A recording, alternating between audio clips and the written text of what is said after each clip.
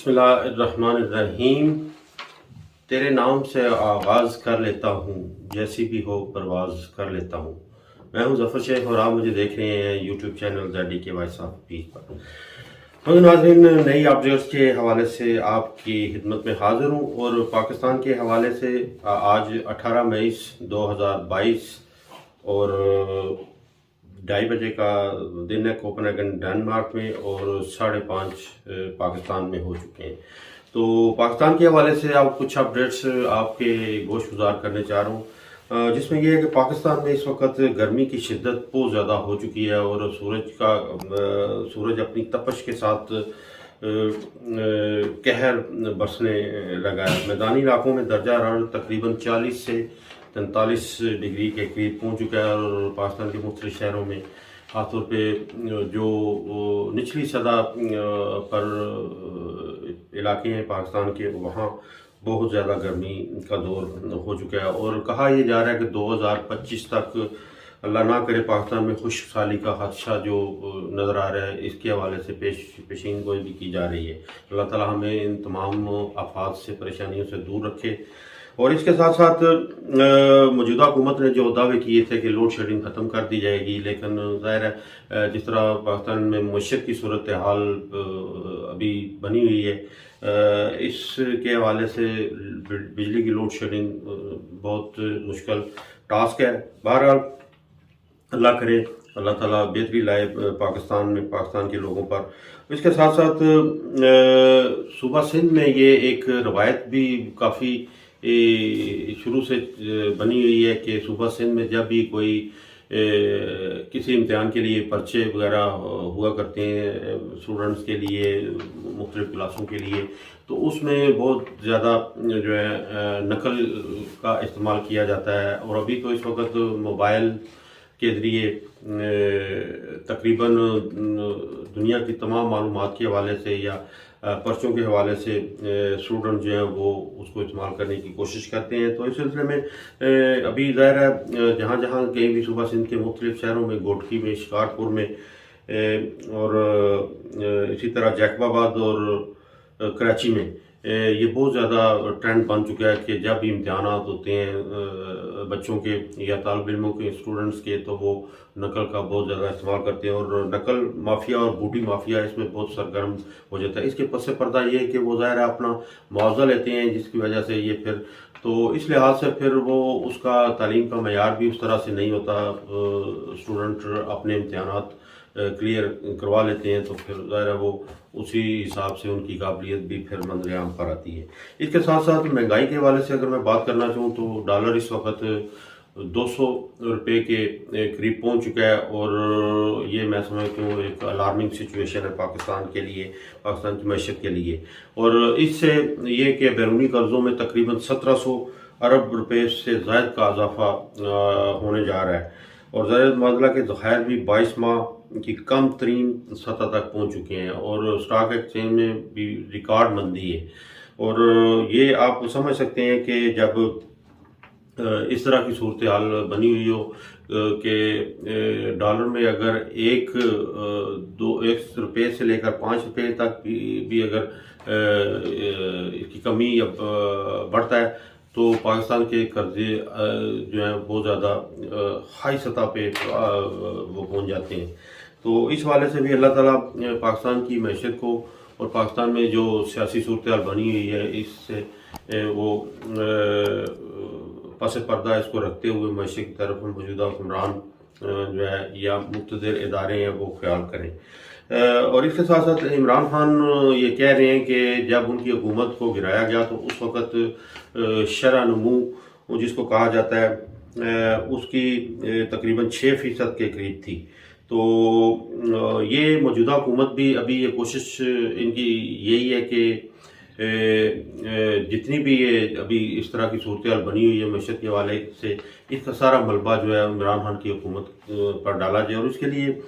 उनकी कोशिशें जारी हैं। और लेकिन इसके साथ साथ मौजूदा हुकूमत ये भी कोशिश कर रही है कि एक तो दरामदी अशिया पर पाबंदी आयद की जाए और इसके साथ इंपोर्ट में भी कमी करने की कोशिश की जाए और जितने भी ये कफ़ायतशारी के इकदाम हैं उनको ज़रूर उन पर अमल किया जाए। और लग्जरी गाड़ियों पर भी वज़ीर-ए-आज़म शहबाज शरीफ साहब ने ये फैसले का ऐलान किया है कि इन पर पाबंदी लगाई जाए और इसके लिए वो फौरी तौर पर इस पर अमल दरामद करने का हुक्म उन्होंने जारी कर दिया हुआ है। अच्छा, इसके साथ साथ जो मैं ये बात कर रहा था मईशत के हवाले से, तो इस हवाले से जो पाकिस्तान के जो चीफ इकोनॉमिस्ट मोहम्मद अहमद ज़ुबैर साहब, उन्होंने मुस्ताफ़ी होने का ऐलान किया और इस इस्तीफ़े के पीछे उन्होंने ये उन खदशात का इज़हार किया कि उन्होंने कहा कि मौजूदा हुकूमत जो है महंगाई और शहर नमू के दादोशुमार में तब्दीली का मुबैना दबाव डाल रही थी, जिसकी वजह से उन्होंने इस्तीफ़ा देने का ऐलान किया है। तो ये मैं समझता हूँ कि इस तरह की एक्टिविटीज़ या इक़दाम करना ये एक भोंडी सी हरकत लगती है कि अगर माजी में जो भी हुकूमत हो उसने अगर कोई कारकर्दगी अपने मुल्क के लिए की हुई होती है तो आने वाली हुकूमत उसको पसे पर्दा डालने की या दबाने की कोशिश करती है। तो ये मैं समझता हूँ ये रविश या रवायत ये अच्छी नहीं है, ये नहीं इस तरह होना चाहिए। इसके साथ साथ ऐवाने इकबाल लाहौर में इमरान खान ने वकला कन्वेंशन से ख़िताब किया और उसमें भी उन्होंने वो रवायती बातें दोहराई जो अपने जलसों में करते हैं कि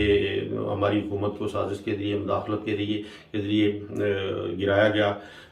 और हमारी हुकूमत उस वक्त मईशत के हवाले से भी टेक ऑफ करने जा रही थी और तकरीबन वो उनकी कोशिश थी कि जितने भी पाकिस्तान की तामीर और तरक्की के मनसूबा जाते हैं उन पर तेज़ी से अमल किया जाए। और इसके साथ साथ आज एक पावर शो गुजरांवाला में भी इमरान खान कर रहे हैं, तो उसकी अपडेट्स भी मैं आपके सामने रखूँगा जब वो ये जलसा कर देंगे। और मईशत के हवाले से शौकत तरीन, शहबाज गिल और हमाद अज़हर ने भी खबरों में ये बताया है कि मौजूदा हुकूमत के ये ओछे हथकंडे और वारदातें ये उनका वतीरा रहा है कि वो पिछली हुकूमत के जितने भी मनसूबाजात थे आवाम के लिए, पाकिस्तान के लिए, उनको वो अंडर एस्टिमेट करने की कोशिश करते हैं। तो ये भी एक रवश मैं समझता हूँ नहीं होनी चाहिए। मौजूदा हुकूमत के IMF के साथ मुज़ाकरात आज 18 मई को होने जा रहे हैं वहाँ, और वहाँ मिफ्ता इस्माइल हैं जो वज़ीर ख़ज़ाना है, वो वीडियो लिंक के ज़रिए पहले तो उनके साथ उस प्रोग्राम में शामिल होंगे मुज़ाकरात में, और उसके साथ FBI के चेयरमैन और इनके साथ जो अमला वज़ारत ख़ज़ाना के सेक्रेटरी वो जाएंगे वहाँ, वो मुज़ाकरात करेंगे और ये तकरीबन 24-25 तक ये मुज़ाकरात जारी रहेंगे। लेकिन वही जो मैंने पिछले व्लॉग में बताया था आपको कि IMF की ये कड़ी शराइत है कि एक तो सब्सिडीज़ इदारों से ख़त्म की जाए और दूसरा पेट्रोलियम मसनूआत की कीमतों में इजाफा किया जाए, तेल, गैस, बिजली इस तरह के निर्खों में इजाफा किया जाए, तब वो मुज़ाकरात में कामयाब होने की कोशिश होगी मौजूदा हुकूमत की। लेकिन इस पर मौजूदा हुकूमत गौर कर रही है कि अगर तो मुज़ाकरात हमारे कामयाब होते हैं तो इस सिलसिले में उन्हें कोई बेल आउट पैकेज ज़रूर मिलेगा। तो देखते हैं अभी आने वाला वक्त वो किस तरह के फिर करते हैं। हुकूमत का आइंदा हफ्ते में इंतखाबी इस्लाहत जो है वो भी कौमी असम्बली में लाने का उन्होंने फैसला किया है और इसके लिए इलेक्शन रिफॉर्म्स का भी उन्होंने ऐलान कर दिया, जिसके सिलसिले में वफाकी वज़ीर खुर्शीद शाह साहब ने ये PTI की तहरीक पर ये सियासी जमात पर ये इल्ज़ाम लगाया है, ये कहा है उनके हवाले से कि ये PTI की तहरीक जो है ये हुकूमत के लिए नहीं है, ये रियासत के मुखालिफ ये तहरीक है। ये उनका बयान है, वो ज़ाहिर है दे सकते हैं ज़ाती तौर पर जो भी। इसके साथ साथ जो पंजाब असम्बली के 25 अरकान के मुनर्रफ अरकान के ख़िलाफ़ या उसके बारे में जो सुप्रीम कोर्ट ने फैसला दिया है, तो अभी देखते हैं कि उनका मुस्तकबिल क्या होता है। लेकिन सुप्रीम कोर्ट ने, अदालत ने ये कह दिया है कि ये ताल नाअहली का जो फैसला है या ये जो सिलसिला है ये असम्बलियाँ खुद करें। उन्होंने ये फैसला तो सुना दिया है। 5 रुकनी बेंच था जिन्होंने 3 ने इसके मुखालिफ फैसला सुनाया और 2 जज साहबान के इख्तलाफी नोट सामने आए। तो ये देखते हैं अभी। इसके साथ साथ स्पीकर पंजाब असम्बली इस सूरत के बाद अभी कायम गवर्नर के अहदा संभालने के सिलसिले में उन्होंने ये कहा है कि इसके लिए वो मुशावरत करेंगे अपनी पार्टी से भी और PTI की पाकिस्तान तहरीक इंसाफ के साथ भी कि उनको गवर्नरशिप का ओहदा संभालना चाहिए, इसकी जिम्मेदारी संभालनी चाहिए। देखें आने वाला वक्त किस तरह का ये सियासी सूरत बनाता है। तो हमारी तो ये दुआ है कि एक तो मौजूदा हुकूमत के जो मुज़ाकरात IMF से होने जा रहे हैं कतर के शहर दोहा में, वो कामयाब हों, क्योंकि हमें ये ज़रूर ख्वाहिश और दुआ करनी चाहिए कि सियासी मुखालफतें एक तरफ पस पर्दा रख के पाकिस्तान की सूरत जो इस वक्त मईशत के हवाले से बनी हुई है, ये बड़ी गंभीर और बड़ी ये तशवीशनाक है। इसके बारे में सोचना चाहिए। और मैं समझता हूँ कि ताकतवर हल्के, जैसा कि मैं हर व्लॉग में ये रिक्वेस्ट करता हूँ कि मुख्तलिफ हल्के या ताकतवर इदारे जो हैं वो इस सूरत को अच्छे तरीके से देखें और इस पर कंट्रोल करने की कोशिश करें, ताकि आने वाला वक्त पाकिस्तान के लिए अच्छा हो, पाकिस्तान के लोगों के लिए अच्छा हो और हम सब के लिए अच्छा हो। अब तक के लिए इतना ही। नई अपडेट के साथ, नए मौज़ूआत के साथ दोबारा आपकी खिदमत में हाजिर हूँगा। हमेशा के लिए पाकिस्तान जिंदाबाद और डेनमार्क पाइंदाबाद।